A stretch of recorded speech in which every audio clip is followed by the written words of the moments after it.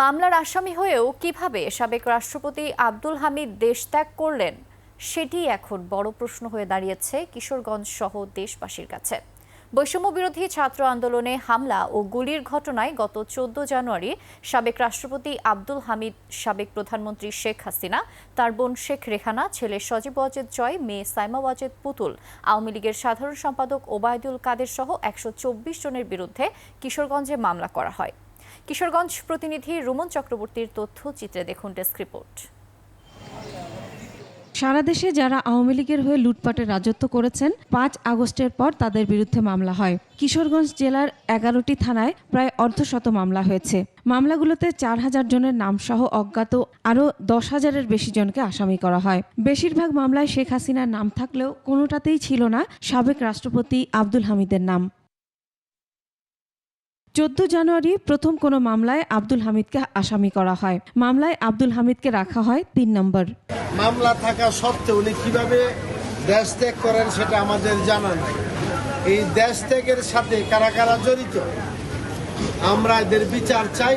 একটা হত্যা মামলার আসামি কিভাবে পালিয়ে যায়, আমরা সাধারণ মানুষ হিসাবে আইন প্রশাসনের কাছে এটার তীব্র প্রতিবাদ জানাই।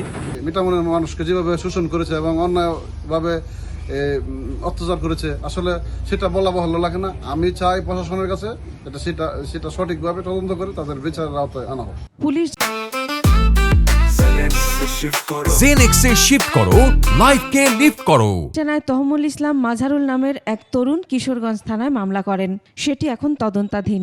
মাজার নামে একজন 4 আগস্ট 2024-এ আহত হয়। আহত হওয়ার পরে 124 জন আসামি উল্লেখ করে এজাহার দায় করে। এখন বর্তমানে মামলাটি তদন্তাধীন আছে। তবে মামলার আসামি হলেও গ্রেফতার হননি আব্দুল হামিদ। আব্দুল হামিদ দেশ ত্যাগ করার প্রতিবাদে বিক্ষুব্ধ হয়ে ওঠে সাধারণ মানুষ। সবার নাকের ডগা দিয়ে চলে গেল, এটা কিভাবে হলো? এটা আসলে আমাদের প্রশ্ন, বা উনি যেতে পারে কিনা আইনগত, এটাও আমাদের প্রশ্ন, এটা আমরা জানতে চাই। সাধারণ মানুষের প্রশ্ন, মামলা তদন্তাধীন থাকা অবস্থায় আসামি কিভাবে দেশ ত্যাগ করলো? উনি চলে যাওয়ার পরে আবার মিছিল হবে, স্লোগান হবে, যারা মিছিল করবে তারাও রাষ্ট্রের অঙ্গ, আবার যারা মিছিলে যাচ্ছে তারাও অঙ্গ। দেশটা আসলে কি কোন দিকে নিয়ে যাচ্ছে কারা? এটা নিয়ে তো আমার প্রশ্ন জাগে। স্বৈরাচার সরকারের যেসব নেতার বিরুদ্ধে মামলা রয়েছে তাদের দ্রুত গ্রেফতারের দাবি জানিয়েছেন তারা। মাসুম আল ইসা, ডেস্ক রিপোর্ট, 21 টেলিভিশন।